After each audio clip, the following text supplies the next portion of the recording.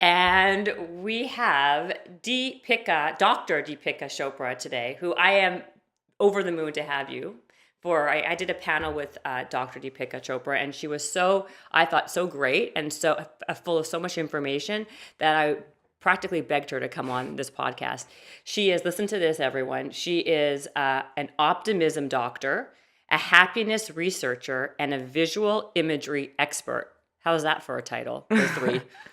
Mouthful. Yeah. Also, not the easiest name, but you kind of got it.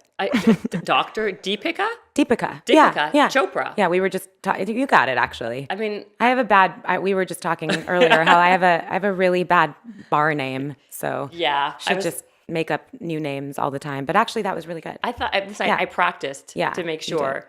Now, your title, I mean, there's a lot of them. There's three of them, but Optimism Doctor. I have not met many. Mm-hmm. I think you're probably one of the only ones. Have you met another? Because I actually made up that title No, myself. I was going to say, to be honest with you. My lawyer's got to talk to them. It's trademarked, man. Actually, to be honest, no. You know what? I've never met like a happiness doctor or an optimism doctor. And that's why I was like basically on you like flies to shit that day, because I really thought what you do is fascinating and so helpful for, especially in today's time. So is there a lot of people who do what you do, happiness stuff, as a profession? Yeah, so I don't know many, but I do know that now, when I was in grad school, definitely not. I have a doctorate in clinical health psychology, and when I was studying happiness and visual imagery and optimism and all these things, it was kind of not really welcomed. It was a little bit like woo-woo for the science people, but for the woo-woo people, it was too sciencey for what I was doing. So I kind of felt like I didn't really belong anywhere, but I kept going. And now I finally feel like we are in a time and space where like I feel very much like I belong. And it's sort of like this is the time for sort of like all the holistic wellness that's a trend now, but also people are hungry for real science-based knowledge on wellness and on these topics. And what's really cool is there's amazing institutions now that devote everything in behavioral science to happiness. Like Harvard has a program, Yale's got a program, Berkeley's got a program. Where really amazing researchers are doing these things. And doing what with the research? Is it besides research? Are there people going out there in the world to be a professional at teaching happiness then? Or what is... I don't know, actually. Yeah. I don't know. I just kind of like, I came into this like very non-linearly. Mm-hmm. I actually, to start, believe it or not, like everything out of undergrad, I was an investment banker. You were for a year. I lasted a year. Yeah. Mm-hmm. That was my first job. I was a capital markets analyst for a boutique investment banking firm. You're kidding me. Yeah. And then what? Like you thought, not for me. I'm going to become this. Well, so not even less linear than that. I knew that it wasn't everything I wanted to do. There were aspects of what I was doing that I loved. And it was mostly, I was on like the deal making side. And so I loved the cycle. I guess now I can say in retrospect, I didn't know what to call it then, but I love the psychology behind sort of like deal making. Mm-hmm. And I felt like I was really good at it. But the other stuff I could kind of care less about. Right. And I wanted something more. Like I've always been, I guess to preface this with, I've always been a highly sensitive person. And I was that way as a child. And I always sort of like pondered these like, I don't know, I guess I was drawn to like, I was definitely the most philosophical person like in my family for a really little human. And it was like a lot. It was a bit much probably, but I was always pondering these things and wanting to know why. And I wanted more. And so raising capital for companies, although it was challenging and there was aspects of it I really liked, it wasn't enough. Mm-hmm. And I ended up quitting my job on a Monday and I flew to Japan on a Wednesday. And I think I was like 21 at that time because I graduated undergrad a little bit early. I don't know why I was rushing to work. I mean, it was so silly. But you're obviously an overachiever. I mean, it sounds like that was probably your pattern and your path. When I like something. Yeah. Well, right. Because I'm definitely someone that my family can attest to. Like, I don't finish a lot of things if I'm not into them. And so that's been a criticism on my own part where I will maybe pick up something and not finish it because I'm not into it anymore. Right. But when I'm really into something, yes, there's really no stopping, and it just I will do everything. It's kind of like right now motherhood for me, right? Too. Right. You're also a new mom. Yes, right. I have a 21-month-old son who is my everything. His name's Jag. Jag means universe. I love that name. Congratulations. Thank you. Yeah. So anyway, yeah, I flew to Japan on a Wednesday. It was the most spontaneous thing I've ever done, and I'm not that much of like a risk taker or that spontaneous of a person, but I felt called to be there. I think it was like a really cliche soul searching trip because I felt like I had no idea what I wanted to do, but I wanted to leave the firm.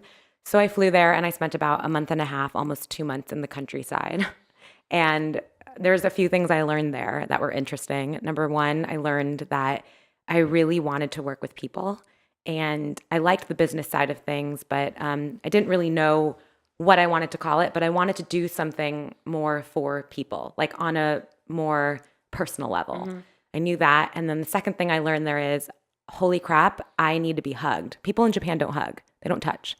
And I loved everything about Japan, but like literally a week in, I was like, why am I feeling so weird? It was like, no one has hugged me in like a week. Oh, wow. No, it's right. Isn't That's that, 100% true, right? I like always tell people, they're like, what did you learn there? And I was like, yes, a lot of the soul searching stuff, but like, sounds crazy, but I learned that like I need to be touched. Right. The importance of like human connection. Yeah. And for me personally, maybe, you know, they have different, I mean, they have such a rich culture and it was amazing. I love Japan. It was amazing being there, but that just wasn't part of their culture, their thing. Yeah. And for me, like, I'm a huggy person. I'm a very huggy person. And so it was so funny. I like wrote a lot there. And I remember like after a week sort of like reflecting on things, and I'm like, wow, like I'm feeling all these things because I haven't touched someone in a week.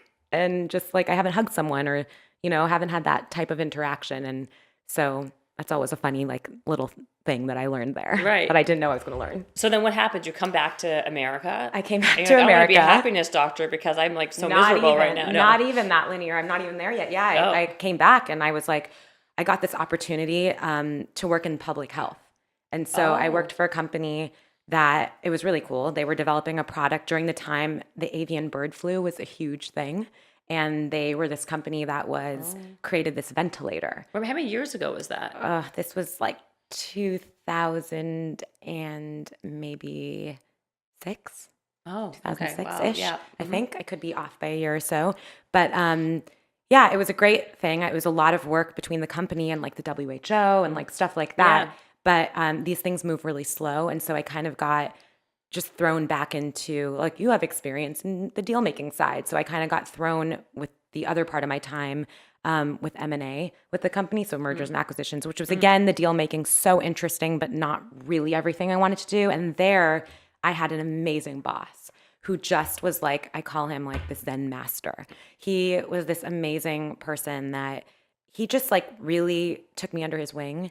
And at all the management meetings that we had, like this was a company that had a basis in Chesham, England, and in Seattle. So I was going back and forth between the two. And we had this really interesting, for all the upper management, like away meeting, an offsite meeting in Calais, France. I'll never forget this because he brought in an organizational psychologist for us for fun, or also just for, you know, better management skills.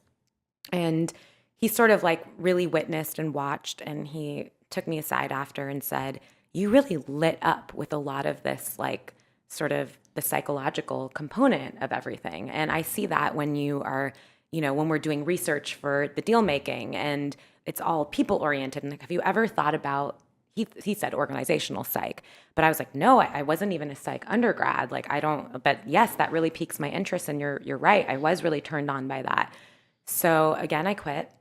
And I came back to... Went back to Japan. No, I came back to, I came back to LA and I went back to my alma mater. I went to UCLA and I knocked on every single door at UCLA Neuropsychiatric Institute. And I like begged every single person, can I just volunteer for you? Can I intern for you? I just need to know if like going down this path of psychology is for me because it's a lot of years of school. A lot of years. And I met 2 lovely supervisors. One of them was research-based and one of them was more clinical. And I worked for both of them for almost an entire year while I was doing all the prerequisites to apply to grad school because I wasn't a psych undergrad, so there was a lot of classes missing to apply. And I completely fell in love with obviously the clinical part. I liked the research part too, but it was the clinical part. And the first job I ever had with that was I worked with OCD patients, which was so interesting. Oh, It was so interesting. wow. And it was kind of the first place that I learned that like sometimes the things that you think you should do intuitively are actually not the best things to do treatment-wise for people. So a sort of little quick example on that is with the OCD patients we were working with, these are severe OCD patients that UCLA has a great program.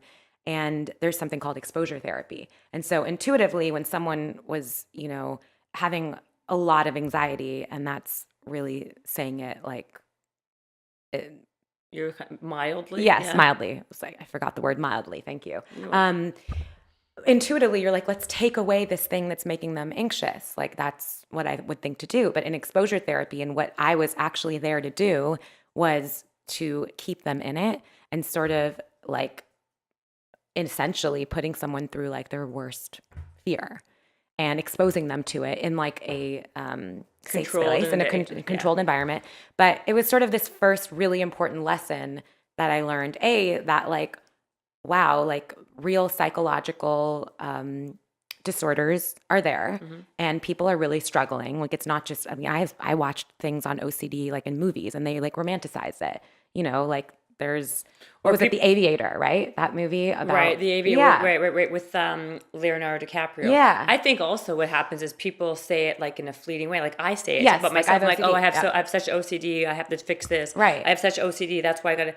Yes. But like you say it very flippantly. Yes. Yeah. We do that with depression too. We do that, and Right. I think the reason we do I'm so that, depressed. Yeah. right? And I think the reason we do that is because all of these psychological, we categorize them as disorders, and they really don't have to be called disorders. But all of them are literally just based on real emotions, the whole spectrum of emotions we all feel, but they're just to what degree, and how much they're impacting their life and stopping them from living a functioning life. Right. And so we all do experience A happy life, really. Right, Yeah. right. And we all do experience all those things. Like we experience some of the things that go into diagnose, quote unquote, someone with depression. We've all experienced all those things. We've all experienced, some of these, like me, I say it all the time too, where I'm like, oh, I'm err on the side of OCD a bit, and since becoming a mom. But when you really see someone going through it, you really respect and you're humbled and you're like, okay, this is real. And my first ever day, just this little intern volunteer who had like no experience, was to take my patient at the time down to Starbucks in Westwood. And her type of anxiety was related to just touching objects and things that hers was very specific, but it was like she thought there was like blood everywhere. Like there might be someone's blood or someone's bodily fluids. So she was scared to touch certain things. Yes. And so, we went to Starbucks and I opened the door for her. I went in, she went in, we got our drinks, we came out. And all of a sudden, this is a very crazy story. There was a shootout in Westwood where there were like police everywhere, and they told us to get down on the floor. And this is my first day with this this patient. OCD patient. Yes. Who was scared to be out on a good day even. And now I'm Wow. scared, obviously. I'm trying to be like, okay, we got this. But we're on the floor, God. like face in the pavement. Like I'm like kind of like looking up, like making sure Wow. when can we go. And then the police officers sort of signaled to us after a little bit of time. I don't even know how much time went by because I was also like, what is going on?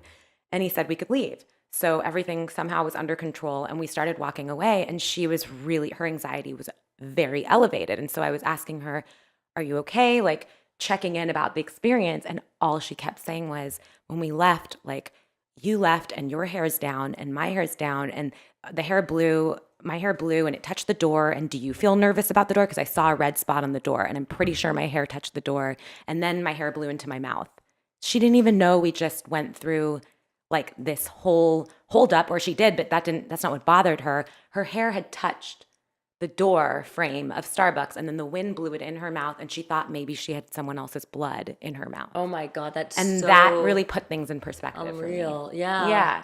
And the work that I ended up getting to do there for a year was incredible. So that was really like your breakthrough moment, so to Yes. speak, as a optimism doctor, really, like in like how to heal people like behaviorally, I would imagine. Yeah, Like, so it was mainly more just like, hey, I really want to do this. This is so interesting. And after being there a year, and I got to work with her particularly for the whole year, and I did like home visits with her, and I like something that we were doing, and I can't take all the credit, like I was taught it, but something I was implementing with her like was changing her life. She was able after some time to like go, there were things that she couldn't do that were so sad to me. Like she couldn't date, and she couldn't go to her parents' house, and she couldn't sit on the couch. She couldn't buy, like when she bought clothes, she would wash them first, and like just all these things she couldn't Right. do. And after like working with her, I realized like we made so much progress, and her life was starting to change, and I was like, this is what I want to do. but was it okay? So what you were doing with her at that point, I guess, wasn't yet what you're doing No, now, not at right? all, no. So like that's like but that's still like changing or helping people with their Yes. behaviors. I definitely found at that moment, like, this is my calling. Right. I applied to grad school right away, and I got in, I did my master's and then completed a doctorate. And throughout it, while I was in school learning about all the different theoretical perspectives and doing all my clinical trainings and hours and hours and hours with patients and clients, I was really interested in the science of the brain. And I was really interested in sort of everything I kept coming up with when I was doing this research and looking at all the research already been done before me, was that our brains are anticipatory organs. So everything about our brain is like our brains are acting in the future. When we see something, our brain is actually telling us what we see before our visual cortex actually sees it. So everything about our brain is in anticipation of something, and it's the most anticipatory, brilliant organ. And so I started to think like all these therapies that I'm learning to do with people that are really past driven, they aren't really speaking to me.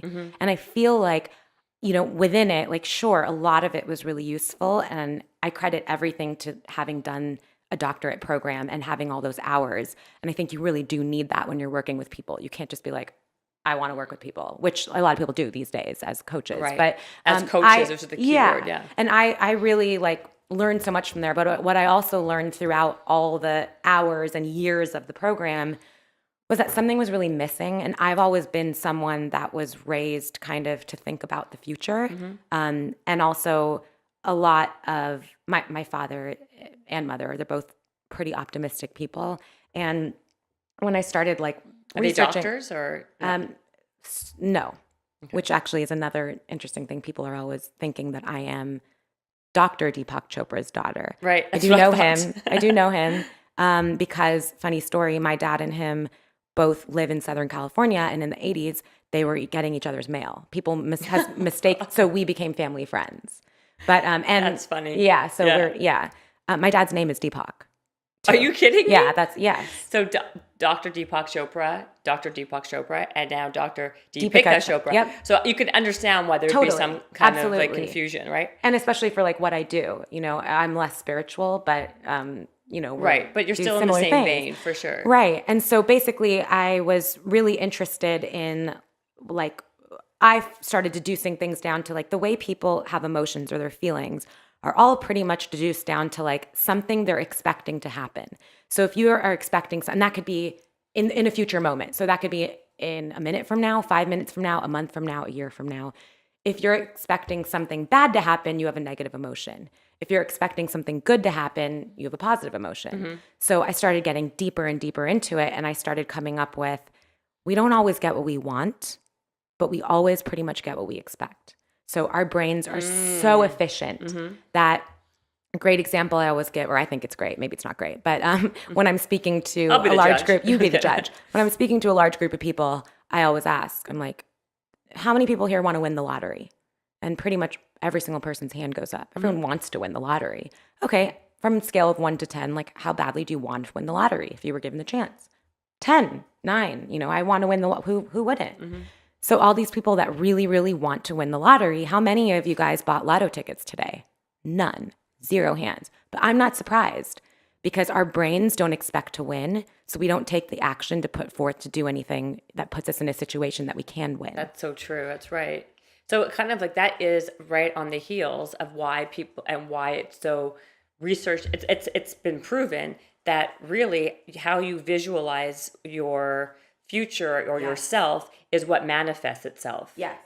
So there's this trigger word right now that for a while I was a little bit like irked by it, but now I'm kind of loving it. So I did my dissertation many years ago now, almost 10 years ago now, on this idea of evidence-based manifestation, all about optimism and using visual imagery as a tool to increase people's optimism. So to increase people's positive thoughts about the future, which again could mean 1 minute from now, 5 minutes from now, or like a year from now. And then over the course of the last couple of years, it's been sort of this idea of manifestation has sort of like really been coming up. And maybe it's because we live in LA, but I think it's starting to come up in a lot of places. Like there's even, this idea of manifestation. And I grew up listening to the work of Abraham Hicks, the law of attraction. Oh, law of attraction, of course. Yeah. My best friend's mom was super into that. And she used to give me tapes, like cassette tapes, and then it was CDs. And I would listen to it, and that was really popular. It still is, actually. It's still really popular. It's still really popular. Totally. And they wrote a book called Ask and It Is Given, and it's kind of the basis of what every sort of person I've met in like doing manifestation work, sort of, it's what The Secret was based off of. Right. But that was like the first work.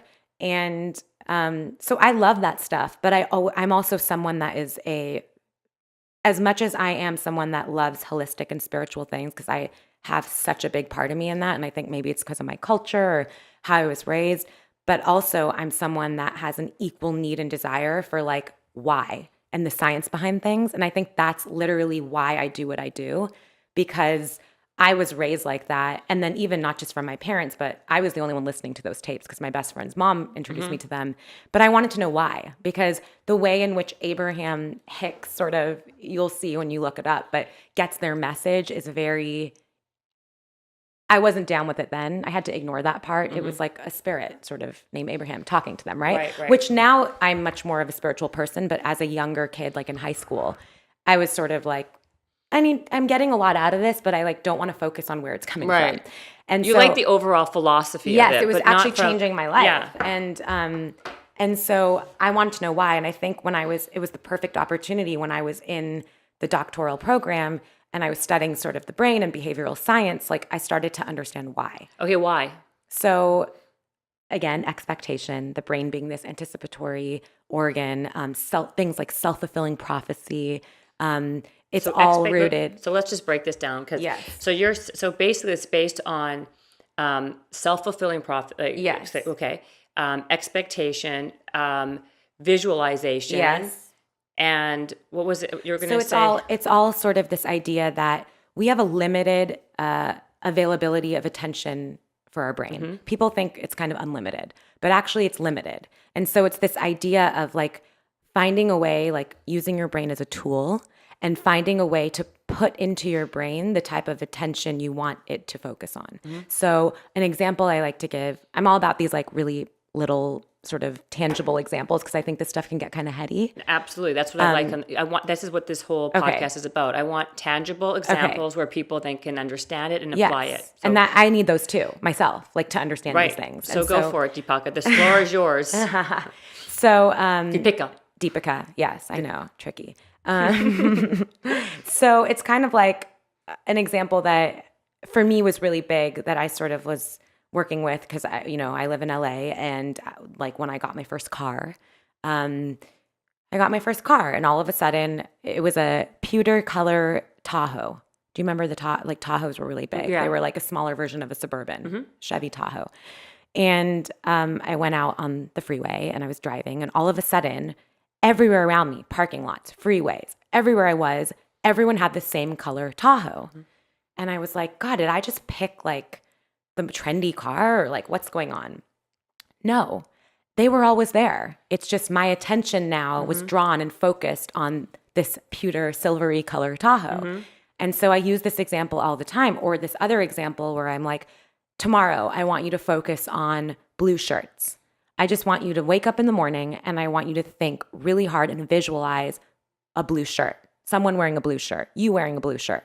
You go out in the world and all of a sudden all these people are wearing blue shirts. everyone's wearing blue. Right. It's not because I paid them around you and I want to make my point. It's because the blue shirts were always there. It's just you weren't attuned to it. Right. Your brain wasn't focusing on them. Right. So it's basically like I was going to say, it's whatever your brain focuses on gets the attention. Yes. And therefore that's what kind of becomes the big thing in your space in your life. And then further than that, our brains like to be right because we're efficient, right? Mm-hmm. The more we're right, the more we're going to focus on something. Mm-hmm. So that goes for negative thoughts as well as positive ones. If you're always thinking, if you have a core belief about something and it's negative, and it's maybe your core belief is you don't deserve love or you don't like yourself. Like people have that core belief. Mm-hmm. And they go out in the world and they're constantly finding evidence to make that true. Mm-hmm. And I'm not surprised by that. They have a whole list of evidence. It's because our brain is a self-fulfilling prophecy. Our brain wants to go out and seek further evidence to make this thought that we think about so much and spend so much of our attention on true. True. So it's this cycle. Mm-hmm. And so my point in all that was I was understanding all of that in my graduate program and with the people I was seeing and the tools that I had at my availability at the time. And I could pinpoint that out and sort of be like, okay, yes, cognitive behavioral sort of strategies say that you're thinking this because of this, and you have this negative belief because of this. But I was always kind of stopped with like, then what? Mm-hmm. These people are coming to me and they're sort of like, this isn't working for me. Mm-hmm. And I've been doing this for so long. And maybe they had gone through a whole other part of therapy that was more like Freudian based. And they could even say like, I know I'm this way because of this relationship I had with my father or blah, blah, blah. Mm-hmm. And they knew that. And I think that's really useful. And I'm not saying take any of that away, but I was at a point where I was like, okay, like, then what? So it's not working for them. And I would always go to my supervisors and I'm like, I want to give them something that actually works. Yeah. What can I do that's real? And I also wasn't really a fan of sitting across the room from someone and sort of only offering like being a mirror and sort of saying like, well, yeah, I hear that. I hear you're feeling sad. I know. And then what? Exactly. Right, exactly. Well, that's a lot of what happens with a lot of therapists, right? Right. You go, that's what, yeah. And then I have friends all the time who are like, where are you going now? Well, I'm going to therapy. I'm like, you've been for the last 7 years, and like nothing's getting. I mean, it just becomes part of your day-to-day schedule or your weekly schedule, but they're not getting anywhere. Yeah, because it's the whole now what thing, right? The now what, and I am not again discounting because I think there's so much benefit in therapy and also just giving someone a safe space to do that and to interpret things on their own. But for me personally, I didn't feel like I was best at just being that. What I wanted to offer was the now what. And so my whole everything shifted for me around my so after my master's, but around maybe my second year of my doctorate. And I started getting really deep. And we talked about this before. The only sort of at that time, the only sort of research I could really find in all of this was in sports psychology. Mm-hmm. So that kind of became, and particularly golf psychology, because it is a mental game. It's a mental game. And so I did so much, basically my whole project was I took all the research that was out there and put it all together and made I deduced all this stuff from all this research. What did you find? What were your findings with all the stuff that you found? So I really focused, you had to be really specific in what you focused on in your dissertation, but I really focused on this idea of first why it was important, everything we're just talking about now, why it was important to even think about the idea of positive directed thinking or optimism versus pessimism. And then further, I really wanted to look at this tool that I had been studying and seeing all this science research on visual imagery and visualization using all your senses as a tool to increase that, to shift your thoughts and really to shift your expectation. Since that's sort of where I thought, to me, that's the secret, is less about, sure, the wanting is important, but how do you change the expectation? So it's about changing your expectation. Yes. So I always, when I work with, first of all, I have to preface this with, I feel like it's almost like a public service. Is that PSAs? Yeah, public service.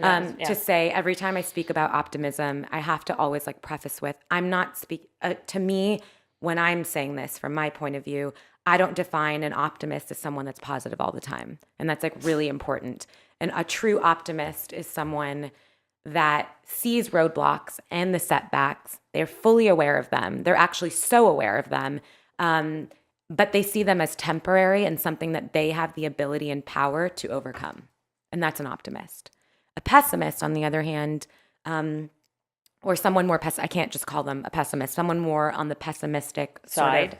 Spectrum, is someone that sees those same roadblocks and setbacks, and they see them as real problems, static problems that are not going to change, and they're permanent, and they don't have any ability to sort of like overcome them. This sounds a lot like mental performance coaching, because it's the same stuff that I talk about and learn. Yeah. Because it's really about having like a fixed mindset or like an elite mindset. In this, I'm just going to compare it for a second.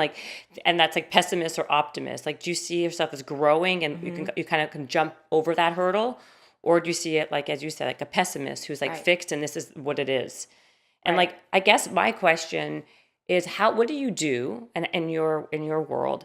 What are some behaviors or things that you can work? How do people change that? How do you go from being a pessimist to being an optimist? So first of all, I also have to preface it with, I have an optimism scale that one of my like types of sessions that I work with people on is having them answer a set of questions.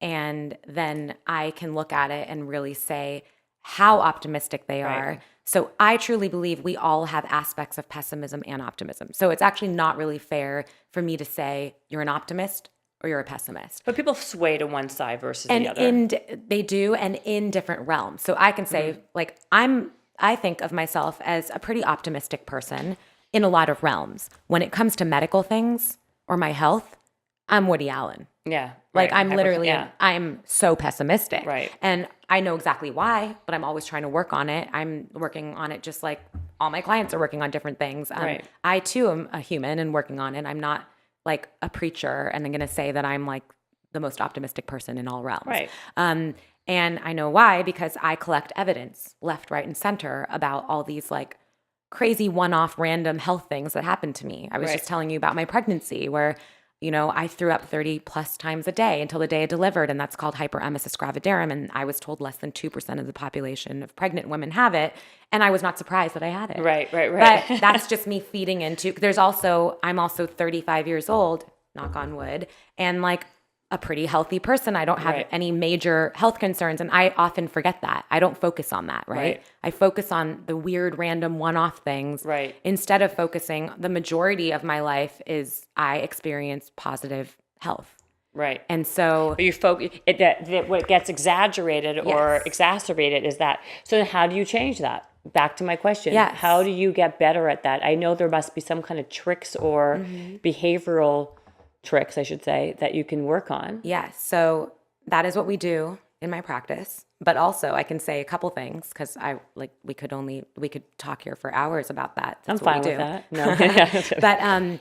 But so a big thing for me is I like things that are measurable. So we really work with not just on the whole of like, how can I be more optimistic in general? It's more like, here's a certain core belief that I have, and it's a negative one. So let's say, for example, we use the example of someone that at their core belief, they don't really like themselves. So they actually have a core belief of, I don't like myself. Another thing I'm going to say that might be a little controversial these days, but I fully plant my feet firmly in this statement. I don't believe in blanket affirmation statements as being beneficial or good to everyone. So people talk about affirmations all day long, and it's a big thing right now. And I believe they're very big. They're very useful for a very small group of people, which is someone that maybe just needs a little boost, but they're doing really well emotionally and mentally. And so like that's a good point. So affirmations you think work when you're already emotionally at a certain place. So I think affirmations work well when you believe them. So if you're someone that your core belief is, I don't really like myself, and then someone tells you and prescribes you like their way, and this is why sometimes like the coaching thing can be there's some amazing coaches out there, but sometimes I think like the majority of who I've seen, and maybe I haven't seen enough, but of like life coaches or people working with they can hang a shingle on their door and call themselves whatever, right? Yeah, or they don't even have to do that. They can just be like, I'm a life coach today. Right. And I think the problem with that is, I think that's great. Like it's amazing that people can do that. But the problem is, I think a lot of them, the tools they use are affirmations. And some people that are coming to them are people that actually like are not in that small population that are like doing really well. And they don't, so basically, let's say this person, like we said, for example, I don't like myself. That's their core value. And then someone, prescribes them, I really want you to, every morning when you wake up, I want you to look in the mirror, put Post-it notes on the mirror, and I want you to say, I love myself. And then I want you, before you go to sleep at night, to look in that same mirror when you're getting ready and you're brushing your teeth, and I want you to say 3 times, 5 times, 7, whatever the number is, I love myself. That is probably the worst thing that person could do, because our brains are efficient and powerful. And the minute you say, I love myself, but your deep core belief is, I don't like myself, it starts coming up with every single possible evidence of why that's not true. And you feel shameful and guilty and just like you're lying to yourself, and all the other evidence comes up. What I would rather them do, and so this is something that we would work on if I was with this person, I put them on a spectrum. I'm like, how much do you not like yourself? Okay, it's a 10. We draw a line. They're already over here. Saying I love myself would be at 0, all the way over here, right? Like, it's kind of like when you're driving a car super fast down the highway, and all of a sudden you just like make a U-turn. You're going to crash. You have to slow down, make a turn. You can't just like go from 0 to 60. Yeah, we're not like in Fast and Furious here. We don't all drive like Vin Diesel. Right, exactly. We're going to crash and burn, right? And so it's the same thing. I would like to ask them, if you could think of one thing, just one thing that you kind of like about yourself, like in a very casual way. And they might be like, yeah, okay. And I say, I'm not taking away from you this core belief that maybe you spent 40 years working on, that you don't like yourself. And you probably have tons of reasons why. And let's just keep that there. We're not going to disprove that right now. But can you just tell me one thing you kind of like about yourself, and like make it specific? And if they're like, well, I really like how loyal I am, or I like my sense of humor, or I tell a good joke. And then I ask them from 1 to 10, how much do you believe that? So how much do you believe you're loyal or a good friend? Oh, I believe that like 8. My rule is, if you believe something, a statement, more than 7 out of 10, that is your affirmation. I would much prefer that they look in the mirror 3 times and say, I love how loyal I am. The more that they're going to say that and put that attention in their brain that's true and sincere and believable, the more evidence they're going to start collecting to prove that, to continue to prove that to be true. And the more they're filling their brain up with that, the more they're going to the right over there to I like myself, but they're going slowly. And once you sort of start changing the direction of your car, even if you're traveling slow, the more you're going down that highway, the faster it starts getting. And you will reach that. But we're not trying to just make a flip into something that's completely like unbelievable. Right. I like that. I think that makes a lot of sense, because like, again, it's about authenticity, right? Yes. And there's like meaning behind it. It's not like, okay, I love myself. Right. It just sounds very trite and arbitrary in a way, versus like really kind of digging deep and thinking, because there must be one thing about everybody that they actually makes them special, or that they can find. Right. And it can be so small. It can be tiny. And it can be something, I prefer it to be something emotional, but it can be something physical. Yeah. Like you could start there if that's all someone could start. Right. And so I think like that's a behavioral change, and that's really like shifting. So this is about the long run. Right. It's like the long haul. It's not just short. It's not about these like, short-term gratifications. It's about making a real change over time and it lasting. So that's a good one. And I'm all for like, like I said, I listened to tapes of the law of attraction since I was in high school, but I'm much more about like, sure, I love to ask a higher power or the universe for something I want, but I'm much more interested in the you in universe. Right. Like, ask it. Totally. Put it out there. But like, we have to do a lot of work, and you have to do a lot of work to realize that. And that's 100% true. People think if they just put it out there, I asked for it. I asked God for this, but that's not enough. You're right. Because what do they actually believe, and what do they expect? Absolutely. And it goes back to the expectations. So everything always goes back to the expectations. So then how about the idea of like fake it till you make it, or believe it to achieve it? What do you believe about that? Do you think that works? So I think there is a time and place for that. And I especially saw that to be true in the clinical practice I was at Okay. with like a population that was Already emotionally at a certain place is what no, you. I actually saw it with a population that was like a little more unwell in the sense of like there was so little they could actually come up with, like a believable thing that was Oh. positive that and I like the fake it till you make it with an action rather than like a thought. So like having them do something that maybe made them feel better, like taking a walk, before having them like fake an actual like I um, can lose weight and I think that I deserve to like my body deserves to be healthy. Do you know what I mean? Like I know. instead of thinking like doing a switch that like required their mind or their thought or their Right. belief There's to an actual shift. action. An Yeah, action. that maybe like I was giving them actions to do that after, and it's sort of manipulative what I do, but in a positive way. Yeah. It's like positive it manipulation. is, and like sort of maybe after like a few weeks of us doing that, I could use that as evidence for them to show them like, but you've been walking, Right. and you said you couldn't, and you are. Something little that disproves. First of all, I have to help them realize and prove to them that they can actually Do something. Yeah, do it. do something that they think that they can't do, or they can change a thought. Because a lot of people that come to me, obviously, just every human kind of at some point believes that like, I just think these things and I can't control it, or like, I just feel this and there's no way I can change it. Like, I am sad, or like, I think that I'm not lovable and I know that I'm not. And what do you mean I can change it? Like, my thoughts, I don't choose what goes in my brain. They just come, they happen to me. So first I have to have someone prove to them with evidence that like they actually can change their thought or do something differently. And another like example I use when it's like really, if someone like writes with their right hand and they've been writing with their right hand their whole life or whenever they started writing. And then I say to them like, here, pick up the pencil with your left hand. I want you to write your name or like the word the with your left hand. It can be done. They can do it. It looks ugly. Yeah, but it's and still they can do it. Yeah. And then I say, imagine if something happened to your right hand and you had to write with your left hand. Do you see how like you wrote the, it may not be pretty, but do you see that if you did that every day or 10 times a day for a certain period of time, it probably would start getting pretty, right? So right. So again, I think it's like it's practice with everything. Like your brain, you train your brain, Yes. you practice. I think so.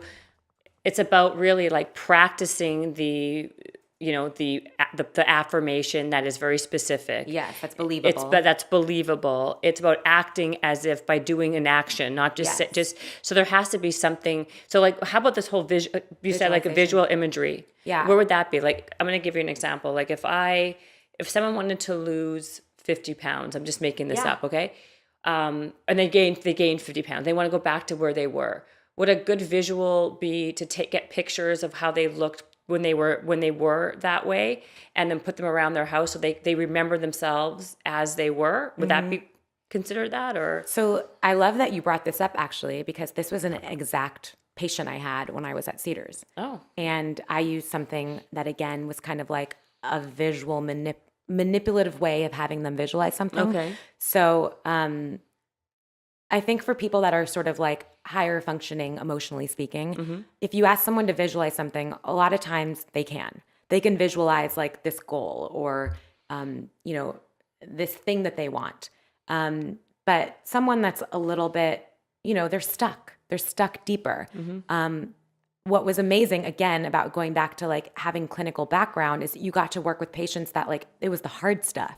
So when you're working with a population now, like I work with a population now that's like more higher functioning emotionally and more like everyday people like you and I that want to optimize their life, it's a lot easier. Right. Because you already are there, but you can visualize. So I always love this example. This just reminded me of this patient I was working with who wanted to lose 50 pounds. But it was so unbelievable to her. She had been overweight for so long. And there was a lot of other things happening with core beliefs of, not really liking herself and not feeling that she was deserving. And so when I asked her, like, to visualize being 50 pounds lighter, she couldn't. Like, it made her, like, there was a block. Right. There's no way. It was so unbelievable to her that she Right. couldn't even imagine it. And so instead of that, I sort of asked her this leading question. And I said, blah, blah, blah. who's the first person you're going to tell when you lose 50 pounds? And she said, my mom. And I said, oh, cool. Like, what's that conversation going to look like? Where are you? Oh, I'm actually in my closet. What are you wearing? This red dress I just saw at the store 2 weeks ago that I'm dying to buy, but like it's, a size XYZ. Right. Really? That's so cool. Like, what does the room smell like? What are the sounds that are happening right now? What's your mom saying? How do you feel? She just visualized being 50 pounds lighter. And now her brain, like our brains kind of don't know the difference. Our neurons are going off about like what's real in real life and what actually we're visualizing. So that's one reason why visual imagery is so powerful. It's sort of like when you watch Dancing with the Stars, your neurons in your brain don't actually know the difference between you actually dancing and you watching someone dancing, which comes back to sports psychology, like being able to visualize a shot or, a stroke. You're actually putting your neurons are firing the same way they would if you actually did it. So we're already one step closer. She feels like it's one step closer to being believable because she's visualized it now using all her senses. And then, but in that moment, right? Because you're pulling it out of her by saying, Yes. "What is the room? Where are you standing? What are you smelling?" Yes. Then what? So Okay. now she has an image. Okay. We always go back to the same thing: the red dress, the closet, the way it smells, the phone ringing in the background. Like, so the more specific you are, Right. the more senses you incorporate into your visualization or your visual imagery practice, the absolute better. And there's certain times when a third person visual imagery works better than like a first person.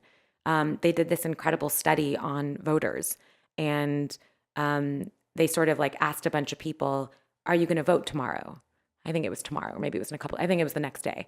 And I might be botching like some of this a little bit, the details, but the gist is there. And you could look up the study probably by just researching it, voters, visual imagery or something. Okay, I'll Google it later. Yeah.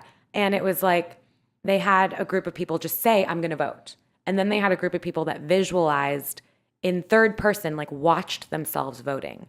And the majority of people that actually voted the next day were the ones that visualized it from third person rather than the ones that just said, I will vote. Because they saw themselves voting. They believed they would vote. And it was almost like they owed it to themselves because they already saw it, that they were accountable to do it, and they voted. And so there's like a time and place for a lot of these different ways to use tools in visual imagery. And one of the things I'm super passionate about right now in bringing into visual imagery is the science behind using color as a tool in visual imagery. And I do that in all my visual imageries now. Like how? So like there's certain colors that like have been researched that invoke certain behavior or emotions. So give me some of those. Like yellow. What does yellow mean? What does blue mean? Yellow is a very happy, optimistic color. So does that mean, I'm sorry not to interrupt you, but Yeah. does that mean if someone likes yellow, or is it if they have yellow around them? Can you be more specific? Yeah. Deepika. Yes. So I love this because I think it's so cool. I call it a color sweep. If my clients want to work with color, I sort of am like, I want you to do a color sweep. All day today, I want you to write in your journal, like all the colors that are generally around you. Like, what do you have around you? And then we look at it and I ask them how each color sort of makes them feel, like in the big places, like their bedroom, their office, their car, like where do they spend the majority of their time? We keep coming back to car because obviously we're in LA. We spend a lot of time there. Or like their kids' room or the kitchen, and it's fun because you can use it in two different ways. It's like either what colors are already around you, and so you start to think like, how are they making me feel, and like, do I need to switch up? Like, is there another color that might be better for me to put around me? Well, if you're just saying yellow is very bright or Yes. happy and positive, give me some other colors that what would define those. Like, wouldn't red mean blood or No, so like red's a really powerful color. Okay. It's I didn't know. passionate. Okay. Some people like. I'm wearing a little red right now. Right. Does that mean you have a lot of passion for me, or what is Yeah, why I was like ready for that. that- It's funny. It's like sometimes it's just not intentional, but you're drawn to certain things, right? Like I was subliminal. just speaking earlier upstairs with Amanda, yeah, sorry. Earlier about clothing and stuff, and like I've always been really drawn to like neutrals and like black. I could wear black anytime, any day, and no matter how I feel. Me But too. there's certain colors that like I start to realize where I'm like, I have to be in a certain vibe to like wear them. Or when I wear them, I feel a little different. Like I'm in What does another black vibe. and gray? How about this? No, So black's not one of the colors that's really how about in gray? sort of the study, but like black to a lot of people. So a lot of this is also personal. Mm-hmm. Like, how does black make you feel? Do you know? Like when Thin. you wear it. thin. Okay, great. Yeah, like I'm just kidding. yeah, I mean, maybe. no, but I don't like a lot of color. Yeah. So what does that mean But about do you not me? like a lot of color generally, or just to wear? Because we're just talking about what you like to No, wear. I think, but I think I like very neutral colors in Yes. general. You're drawn to neutral colors. I'm very Yeah. drawn to neutral Or colors. like certain hues of colors. I like if you- yellow though. Yeah. So yellow like really invokes, and they do a lot of these studies in like the psychological study of like advertisement, obviously. Yeah. Like you can Yeah. imagine brands have spent a lot of money on A ton this. of money. Yep. But yellow, yeah, to come back to it, it's obviously one of my favorites to talk about because yellow is the color of optimism. It's really hopeful. It's new beginnings.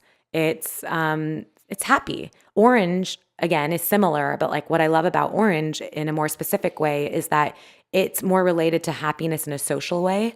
So like for some people that want to make a good impression socially, or like they want to be more social or confident in a social setting, like orange is really like it draws people to you, and it like kind of it's meant to invoke in you like sort of this social confidence. Interesting. Yeah, What does and it's also gray happy. invoke? So gray again is Gloomy? not, no, I mean, like, I think that's not really fair to say because sometimes gray can be like really clarifying, for some people, but, or give clarity. Gray's not one of the like ones really studied per se. It's like a shade, I guess. How about blue? So blue is like very calming, actually. It's a really good color to have, and it depends like what shade and Yeah. stuff. I'm gonna send you a color card after this, so you can Okay. get more into it. So we don't like I I have can a go full through color. every color. How about magenta? How about this color? Yeah. So, but you're saying, but Green is like grounding, and as you can, it's like earthy and like very. But I'll send you it, and you can share it with. I will. And then would you say that when you're talking about the colors, and are you saying that the colors that people should want to be around or like basically wear? Oh, yeah, so I if was they saying- want to evoke a certain Yeah. thing? So like Okay. it can go both ways. Where I feel like it's a really cool tool. Like once you know about them, and if they confirm with you, like you always want to check that. Sometimes people can have a random like. This color makes me feel this because of an experience I had when I was a kid. Right. Like a lot of times, we think yellow makes people happy also just because like people are happier in the summer. It's just like a proven, but to some people, like for me, maybe it's because I live in LA, or again, maybe it's because I'm a highly sensitive person and I was just more like kind of like that. I always felt so alive in overcast days. Like I don't know, like something about the sun kind of depletes me. It makes me sort of tired. Whereas if there's an overcast day, like I felt the most creative. I always wrote the most in overcast days. Like it made me feel, maybe because it made me emotional and they came out and I was able to like creatively like I wrote the best on like overcast days. And I don't know, like maybe if I lived somewhere like Seattle or London and there was like tons of overcast days, I may not feel that way. I was going to ask you about that. I was going to say, is there personality types that go better? Like, what does that mean if you're happy on sunny days? Doesn't that mean, does that have any kind of particular I don't know if distinction? there's definitely, we can get into like seasonal affect stuff where there's real, true like research and science out there. There's actually like a disorder in the DSM, like seasonal affective disorder. Where like, that's what I think I have. Yeah, 'Cause like where it does affect when it's you. overcast, I'm like depressed. Yeah, well, what's really interesting? I always like all my friends, even since I was a kid, they all knew this about me. Like when there's overcast days, they would like send me a picture, like even now, and be like, "Your kind of day." But recently, we had a ton of rain in LA, and I don't know if things also have switched for me a lot since becoming a mother, but there was like 3 or 4 days, right, of like heavy rain we just had recently, and it was gray, and like literally by the 4th day, like I was feeling all these like just sadness, and I like felt claustrophobic, and I wanted to get out, and and then the first sunny day we had, I was like so happy. Right. And so I totally got it. Like I go to London a lot, and I was always like, God, these like people are just not as friendly, I felt like. But then when there's a sunny day, and especially a Friday, people leave work early and they are like skipping. It's like literally like a musical, skipping to the pub and like saying hello to you, like as you walk by, like strangers are saying hello to you, which doesn't really happen, I feel like there. Right. And I get it. Like I felt that finally for the first time because we Wow. had like rain in LA. Right, and Which is rare. That's so funny. But- I think that all the time, though. I would think that's most people. Yeah, Like, it is. It's absolutely most people. Yeah. Like we are very impacted by our environment, and as we should. We're living, breathing people living on a living, breathing earth, and like, of course, we're so connected. People forget how with one and connected we are with our physical environment. So then so do you have, like, since you're a doctor, excuse me, you used to say patients, but now you say clients. Yeah, so we are How would meant it to say change? patients in like a clinical setting. So when I worked at like the hospital or Cedars or UCLA, Right. we say patients. But it's also like if you are a traditional therapist or psychologist, because there's a difference between therapist and psychologist. One's a master's, one's a doctorate, but they would call their private practice clients. If they were seeing someone in a hospital setting, it's a patient. So it's just like I don't have patients anymore because I don't ever see people in hospitals. Right. I just have clients. Right. And so you said, like, so if someone came to you, you said they're more emotionally functioning and they were just sad, they didn't have anything really. What do you say to them? They don't hate themselves. They're just like, they're kind of like just operating at a 6, but they want to operate at a 10, right? They're not sad. They're just complacent, I would say. Let's say complacent.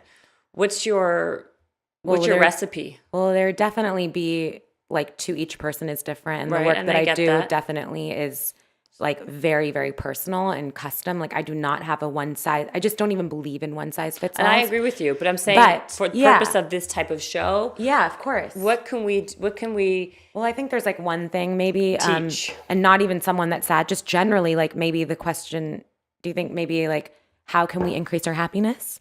Or like how can we increase optimism? So there's all kinds of really cool, simple, free ways to increase happiness that have like a holistic and science-based evidence to it.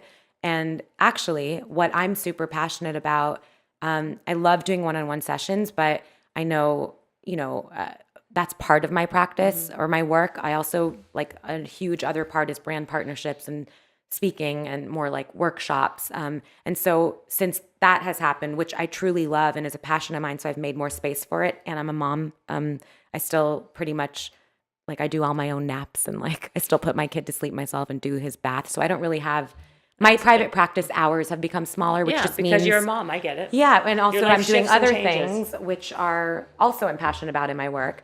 It used to just be private practice. Now it's a whole host of other things.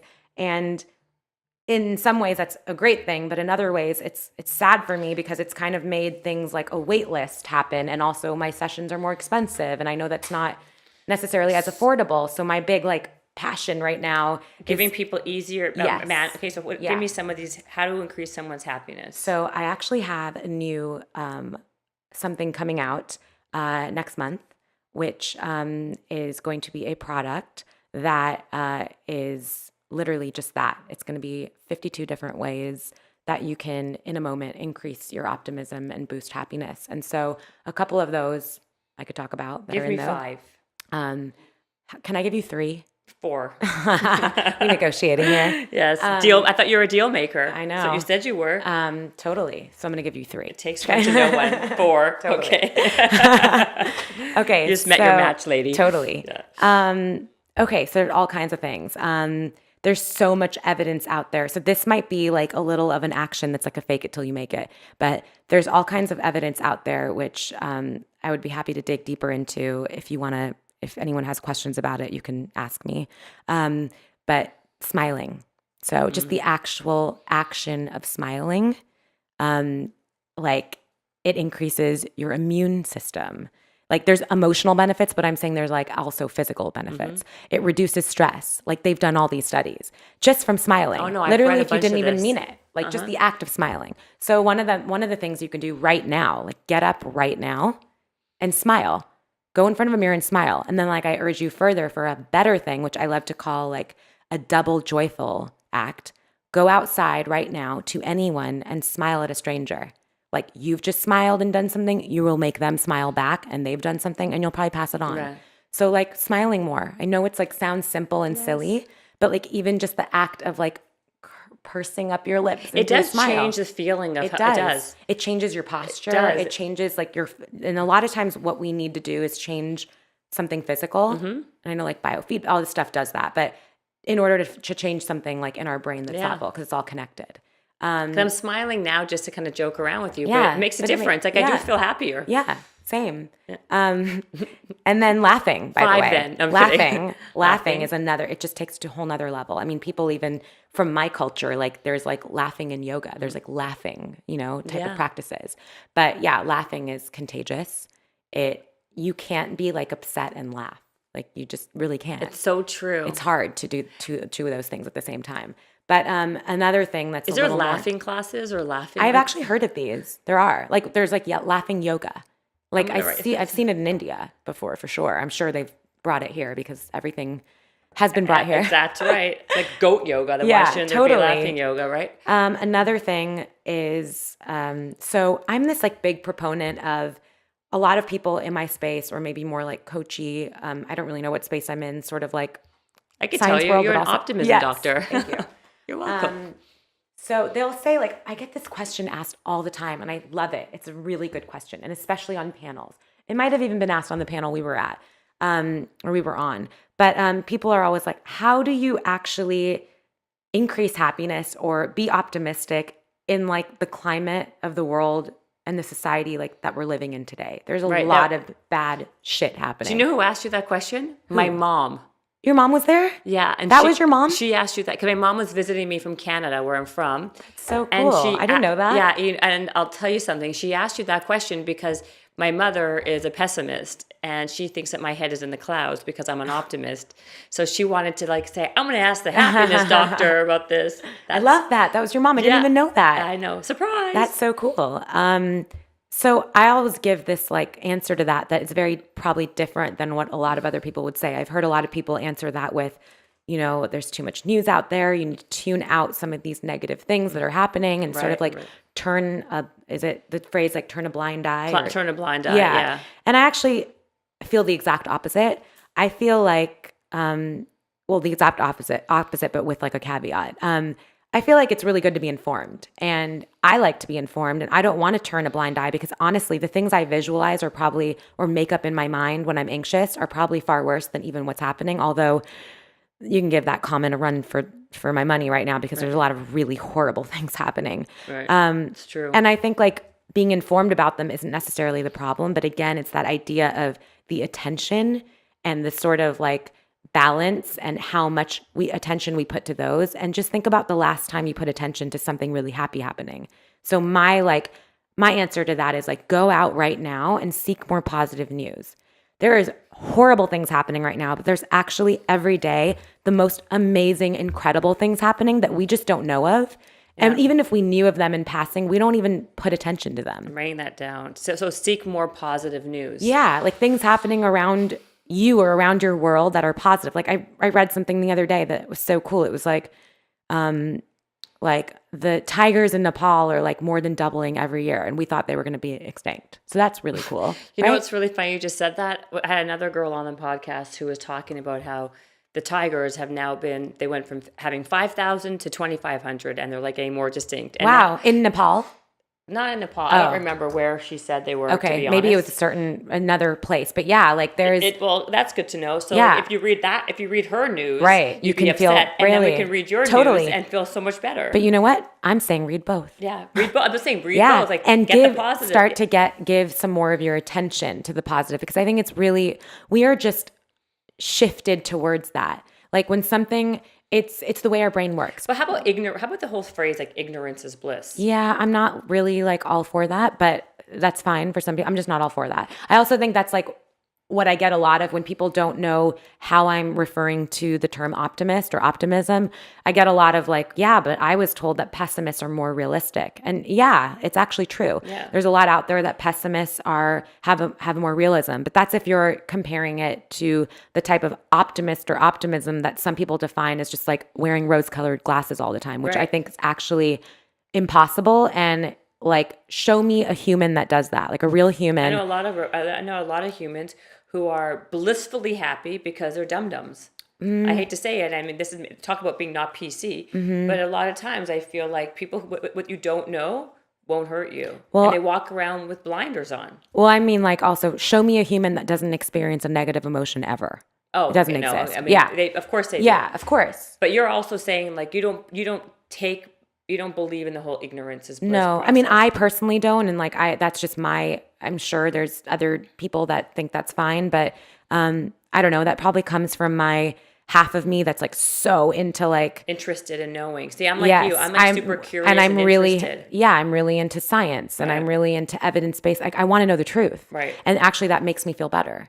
And it's all about shifts and expectation and the allotment of attention. So attention, I think, is our greatest currency. Then give me one more to increase happiness. Okay, let's see. You have What is 52. one that I You want gotta have one more. I know. Well, they are all memorized in my brain somewhere, and I'm seeing them like flip. I'm just trying to think of one that might be Visualize. interesting, good one. Oh, I got a great one. Okay, think about somebody right now that inspires you or has inspired you. And when we're done with this podcast, I want you to call them and tell them. That's a good one. Yeah. So it's this idea of gratitude. We all know gratitude, right?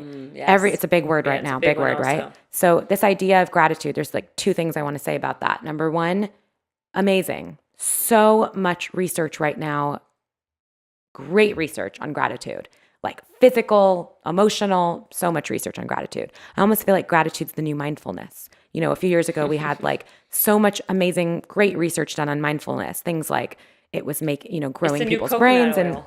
and totally. But I love gratitude. The one thing I will say to add to that is whenever people write gratitude journals, there's a lot of like external things in them. And there's been a lot of research done recently, which I was super excited to read and learn about, that actually like one of the best ways that gratitude can help you is if you practice self-gratitude. So I would like to see more of you on your gratitude journals, like things that you are actually grateful for yourself for. So it's really important. It actually is, there's research that shows that it increases potential and productivity. So like the more you want to actually like successfully get through a goal or attain something, like practice more self-gratitude. And my favorite thing to talk about with that is remember a time that you wanted or wished for something so badly that you currently already have today. No, because we never spend the time doing that. We wish, want, work so hard to get something and then start wishing, wanting for the next thing.